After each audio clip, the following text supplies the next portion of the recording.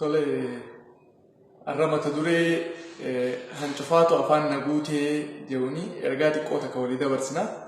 Achi keessaa gaanamuu akkaataa isaa galuun akkaataa hubannaa isaatiin waan hubatee fudhate jechuudha.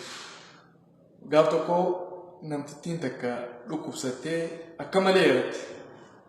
Kana obboleessi namtittii dhukkubsatte tana dardaranii deemee sheekaa yaameef sheen dawaa godhu dawaa aadaa gabiyyatee nyatti ni beekanii sheeka nama yaamanii ispeeshaalii naannoo baadiyyaatti sheeni dawaa godhuuf eegale. Guyyaa lama guutuu achi taa'ee sheeni dawaa godheefi namtittiin sakaraanii itti jabaate dhukkubni itti jabaate jechuudha. Jaarsi namtittii tanaa yoo jaartiin tiyya duute an sheekicha kana mataan irraa fuudhaa jee mancaa fudhatee lafaa ka'e.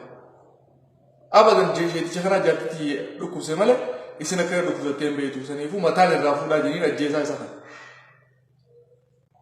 Obboleessi namtittii dhukkubsattee ka sheeka fide kunis sheeka anaatu fide sheekaan tuqaa yoo ta'anis atirraa hin mataa fuudhaa jee mancaa fudhatee ka'e. Amma jarri lama wal qaban namtittiidhaan dhukkubsachuu jirti. Dubbii wal qabdee jechuudha.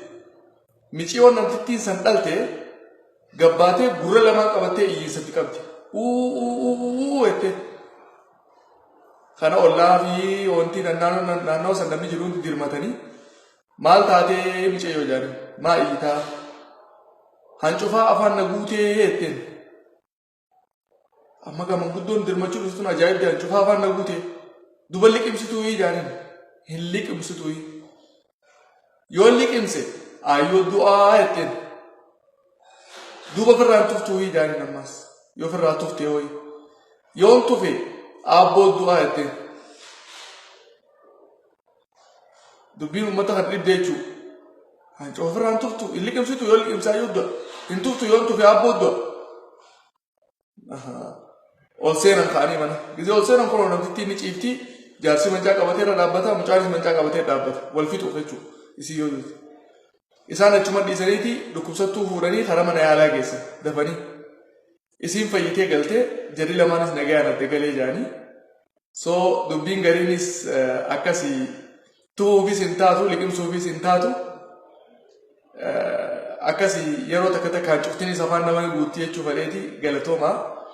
Ergaa dhagaa Oromoo waa'uma akkana kanaa tanaan dhaamsa dhaama. Kuni qarooma Oromooti. Namni ija keessaa qabu achi keessaa waa hedduu arguu danda'a.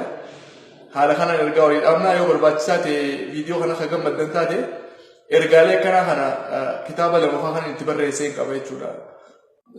Qulxa jedhee mata duree qulxa jedhuun kitaabaan barreessee illee ni qaba. Jechama akkanaa kana walitti qabee jechuudha. Ergaalee akkanaa kana walitti qabee so achirraa takka takkaan isiniif raabsuu hin danda'an ja'a. Galatooma guyyaa gaarii qabaadhaa.